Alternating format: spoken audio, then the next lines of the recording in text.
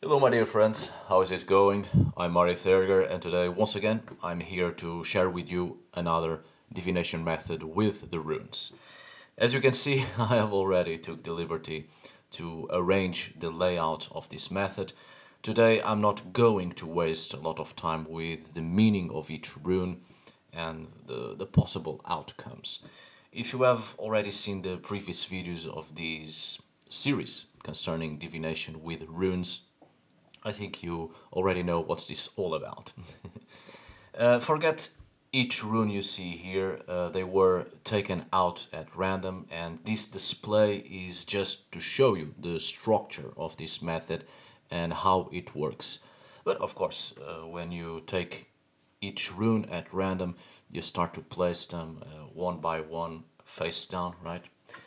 Building up this arrangement and putting it each in its position and then turning them over to reveal each rune as you go.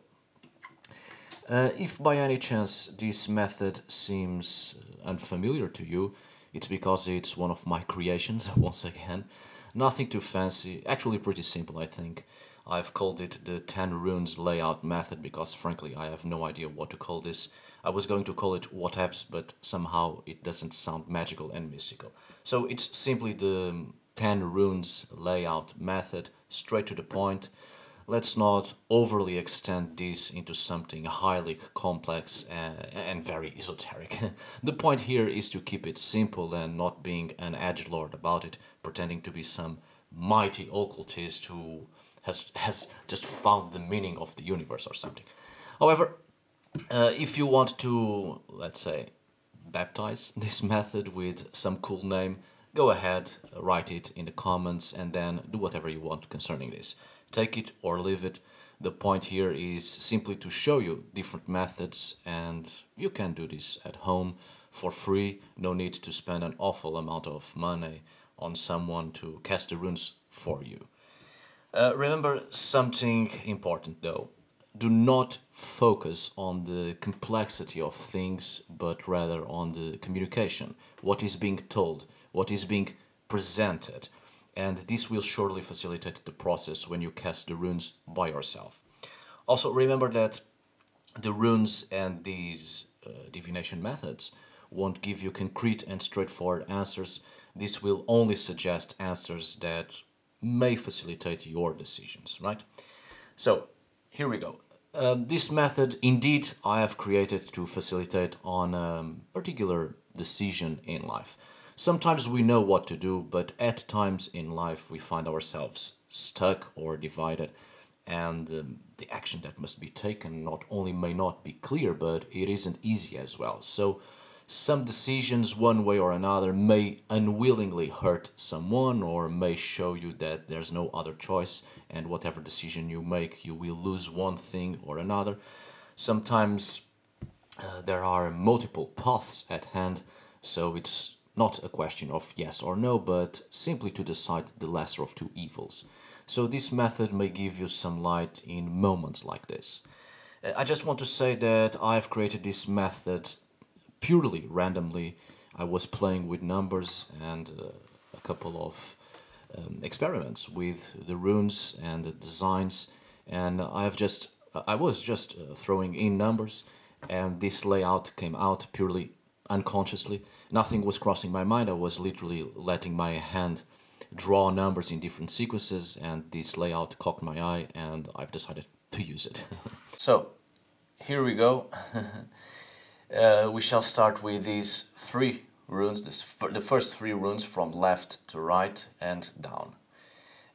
This particular group of runes will focus on the major impacts that are preventing you from having a clear decision. The combination of these 3 runes present the major worries and factors above all others, so it will help you to focus on the core of things that is really bothering you. There are surely multiple situations troubling you, so this only serves to make a division and lay out the 3 most problematic factors or troubles, so you can work on them without having to focus on all the other minor problems that keep pushing in and not allowing you to have a clear thought and really focus on what needs to be focused at the moment. Solving each problem one at a time, step by step, but this time not from the smallest problem to the bigger ones, but instead working once and for all on the major problems, so you can then have the patience and energy to deal with the minor ones. It will be much easier, I think, because it creates a certain assurance in yourself. You rely in yourself, because if you were capable of dealing with and solving bigger problems, then later you can surely deal with the minor ones and be done with it. So the point here is to build up your confidence and trust in yourself, cleaning all the major problems, building up a decision to later on take action or actions and solve these major problems. So this first sequence represents the mental state. Next, we move to the next sequence of 3 runes, which represents the physical, how you feel, how these troubles make you feel, and from here we start to build a more concrete structure in decision making that will eventually lead to a final action or conclusion. So these 3 runes together represent specific feelings in relation to the previous runes, in relation to the major troubles assailing your mind. That obviously has a toll on your physical state. You know your body, you know how particular troubles or factors in life are making you feel, so if you know that which troubles your mind, and if you know on how to work your emotions, knowing the physical and emotional reactions of your body, from there you can have a better control on what needs to be done to get you back on track. It's not just a question of emotions reflecting on your physical condition, but it's also important to prevent reaching a physical state of fatigue that will create clear limitations on your mind and on the process of decision making, ultimately leading to more confusion and ending up being totally lost and not knowing what to do or which way to turn to. So then finally, the final sequence of 3 runes, we go back to the middle, to the heart. This sequence of 3 runes help you to understand that which goes beyond the physical and the mental state. Trying to avoid being cheesy about it, but let's say it represents the spiritual, just to have a fancy term for it. But in truth, I was actually focusing more on the desires, wishes, and intentions, what you truly want for yourself and others in this particular situation of having to come up with a difficult decision. What you want to achieve, right? So you already know what's troubling you, you already know how it makes you feel, and you know what you desire. These 3 particular aspects or elements build your particular unique identity when face to face with whatever troubles you, and it is preventing you from making a concrete decision.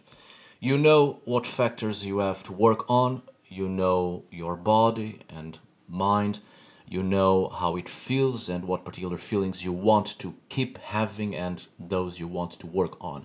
And you know what you desire the most, what you want to achieve. From this moment onwards, you probably have more clues on how to work on a decision, which, as best as you can, will focus on working on whatever troubles you, working on your emotions and working to better fit it all in with your desires. So the last rune doesn't particularly reveal your decision, but it may influence on that decision. More like showing you the action that must be taken, the element that combines it all. Now, on this rune, some other time I will show you another method of my own creation, which is to specifically reveal a mystery rune, one mystery rune, through a very simple process. I don't know when I'm going to do a video on that method, but if I ever have the chance to make it, you can always first use that other method to reveal a mystery rune, one mystery rune, and then use that rune and place it on the position of the last rune of this method, and as such you add two processes or methods of divination in this case that will give you a little more reassurance, so to speak. But until then, use this one alone. Take 10 runes at random, one by one, placing each on their rightful places, and you shall see as you go. Quite simple, I think.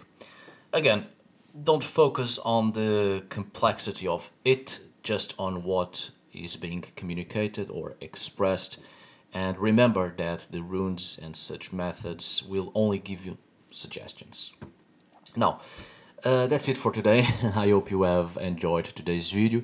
May it be useful, and I wish you all good luck and all the best in life, and may you achieve great and wonderful things.